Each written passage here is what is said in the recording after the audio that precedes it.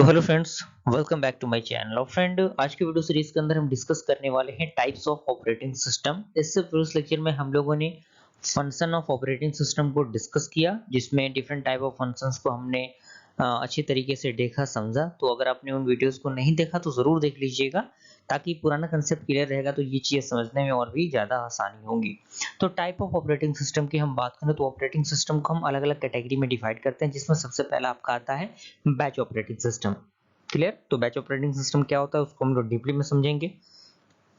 Second आता है आपका टाइम शेयरिंग ऑपरेटिंग सिस्टम, यानी किस तरीके से हम टाइम को शेयर करते हैं, वो ऑपरेटिंग सिस्टम इसके अंदर आता है।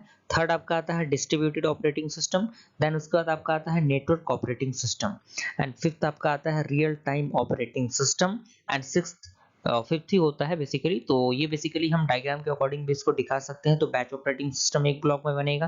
देन उसके बाद टाइम शेयरिंग ऑपरेटिंग सिस्टम बनेगा, ओएस को मैंने ऑपरेटिंग सिस्टम के लिए दिया हुआ है। डिस्ट्रीब्यूटेड ऑपरेटिंग सिस्टम, देन उसके बाद network operating system, then real time operating system. अब ये सारी चीजें एक दूसरे के साथ कनेक्ट हो जाएंगी, तो आप अपने अकॉर्डिंग इन चीजों को देख लीजिएगा, क्योंकि इस तरीके का रिप्रेजेंटेशन बहुत जरूरी होता है।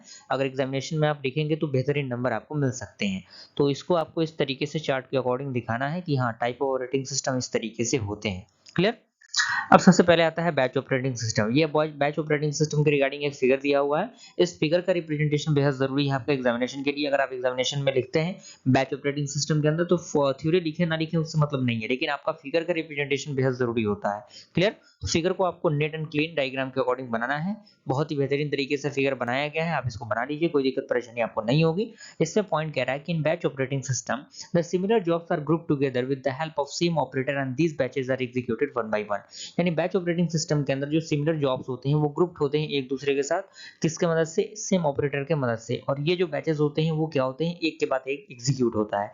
जैसे यहाँ पे देखिए जॉब 1 2 3 इस तरीके से n है, तो यहाँ जो ऑपरेटर है आप देखिए जॉब 5 2 और 7, और यहाँ से जॉब 4 जॉब 1, तो ये कहीं ना कहीं कनेक्ट होता है सीपीयू से plus operating system user program से। तो ये बेसिकली बैच ऑपरेटिंग सिस्टम का पूरा प्रोसीजर है। तो इतना ही आपके लिए काफी है बैच ऑपरेटिंग सिस्टम के अंदर, तो कम से कम इतना आपको लिख के आना है।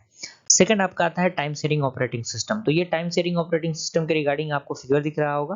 फिगर आप देखिए, समझने की कोशिश कीजिए। यहाँ पे अलग अलग प्रोसेसर दिया हुआ है, अलग अलग प्रोसेस यहाँ पे दिया हुआ है। तो टाइम शेयरिंग क्या होता है? तो इसमें कह रहा है कि in time sharing operating system each task is given some time to execute so that all tasks work smoothly। यानी टाइम शेयरिंग ऑपरेटिंग सिस्टम के अंदर प्रत्येक जो टास्क होते हैं उनको हम क्या कर सकते हैं, कुछ समय देते हैं उसको एग्जीक्यूट करने के लिए, और जिससे वो क्या होता है, जो वर्क होता है वो काफी स्मूथली वर्क करता है।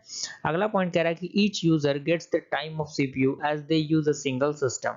यानी प्रत्येक यूजर के लिए जो टाइम होता है सीपीयू का, वो क्या होता है, एक सिंगल सिस्टम की तरफ वर्क करता है। एंड लास्ट पॉइंट कह रहा है कि this systems are also known as multitasking system. और इस सिस्टम को हम क्या कहते हैं? मल्टीटास्किंग सिस्टम के नाम से जानते हैं। And a task can be from a single user और द डिफरेंट यूजर आल्सो। यानी जो टास्क होगा वो सिंगल यूजर के जैसा भी होगा और डिफरेंट यूजर के जैसा भी होगा। Is that clear? यहाँ तक पूरा दिक्कत परेशानी आपको नहीं हुई होंगी, यहाँ तक पूरा पॉइंट आपका क्लियर हुआ होगा। थर्ड आपका है डिस्ट्रीब्यूटेड ऑपरेटिंग सिस्टम। यहाँ पे देखिए कम्युनिकेशन नेटवर्क दिया हुआ है, सीपीयू मेमोरी डिस्क है, यहाँ पे सीपीयू मेमोरी है, सीपीयू मेमोरी सीपीयू मेमोरी। तो कहीं ना कहीं ये क्या होता है, डिस्ट्रीब्यूशन के रिगार्डिंग है, यानी डिस्ट्रीब्यूट हुआ है यहाँ पे अलग अलग फंडामेंटल। तो डिस्ट्रीब्यूट बेसिकली कह रहा है कि in a distributed operating system we have the various system and all these have their own CPU, main memory, secondary memory, other resources. यानी डिस्ट्रीब्यूटेड ऑपरेटिंग सिस्टम के में क्या होता है, हमारे पास क्या होते हैं, वेरियस सिस्टम्स होते हैं जो क्या करते हैं, जिनके पास खुद का सीपीयू होता है, मेन मेमोरी होता है, सेकेंडरी मेमोरी होता है, रिसोर्सेज होते हैं डिस्ट्रीब्यूटेड ऑपरेटिंग सिस्टम के अंदर। एंड अगला पॉइंट कह रहा है कि this systems are connected to each other using a shared communication network. यानी आप देख सकते हैं कि शेयर्ड कम्युनिकेशन नेटवर्क के द्वारा ये चीजें क्या हुई हैं, कनेक्ट हुई हैं। And hear each system can perform it's task individually. यानी प्रत्येक जो सिस्टम होगा वो अपने टास्क को क्या करेगा, इंडिविजुअली परफॉर्म करेगा, यानी एक के बाद चीजें एग्जीक्यूट होंगी। फोर्थ आपका है नेटवर्क ऑपरेटिंग सिस्टम। तो इसमें कह रहा है कि this systems run on a server and provide the capability to manage data, user group, security, application and other networking function. यानी इस सिस्टम के अंदर जो ये रन करेगा एक सर्वर पे और प्रोवाइड करेगा एक कैपेबिलिटी को मैनेज करने के लिए, डेटा को, यूजर्स को, जो भी ग्रुप्स होते हैं, सिक्योरिटी होते हैं, जो भी एप्लीकेशंस होते हैं, अदर नेटवर्किंग फंक्शन के अकॉर्डिंग। एंड अगला पॉइंट कह रहा है कि this type of operating system allow the share access of file, printer, security applications and other networking function over a small private network। यानी ये इस प्रकार के जो ऑपरेटिंग सिस्टम होते हैं वो अलाउ करते हैं शेयर करने के लिए जो भी एक्सेस होता है उसको प्रिंटर के रूप में, सिक्योरिटी के रूप में, एप्लीकेशंस के रूप में, अदर नेटवर्किंग फंक्शन के रूप में। क्लियर?